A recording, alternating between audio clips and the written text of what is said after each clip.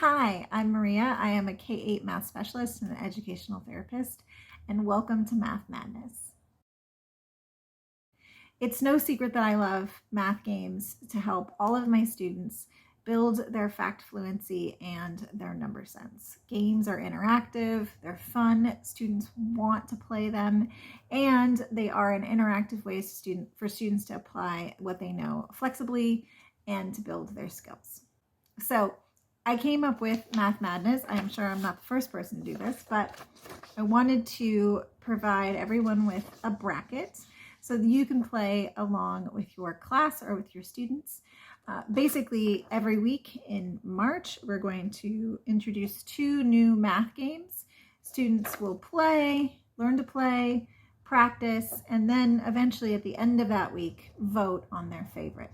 We continue this for 4 weeks in March, and at the end, we do a little bit more voting and crown one winner of our favorite game that year. Math Madness is geared towards 3rd through 8th grade. The games are going to be really for students who are practicing their multiplication facts, but if you are K 1st, 2nd, there's no reason why you can't play along, and I will provide you with some adaptations and also maybe some game alternates that you can do instead. So if you want to participate, here's the first thing you need to do.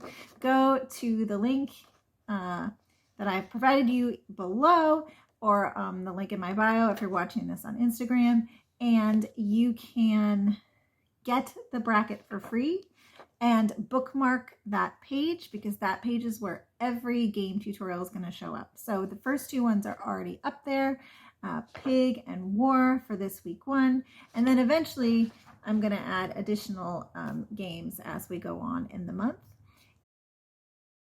If it is past March, if you are coming to me somehow a little bit later than March, not to worry. It's called Math Madness, not March Madness, so you can play this whenever. Your class doesn't even have to know it has anything to do with March Madness basketball.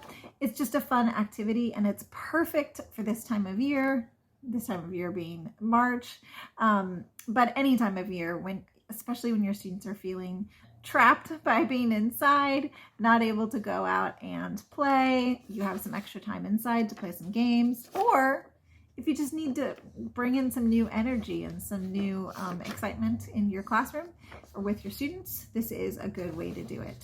So make sure you check out the site that I've linked to, and also to download the bracket, bookmark the page, and get started playing math games with your students. All right, I'll see you soon.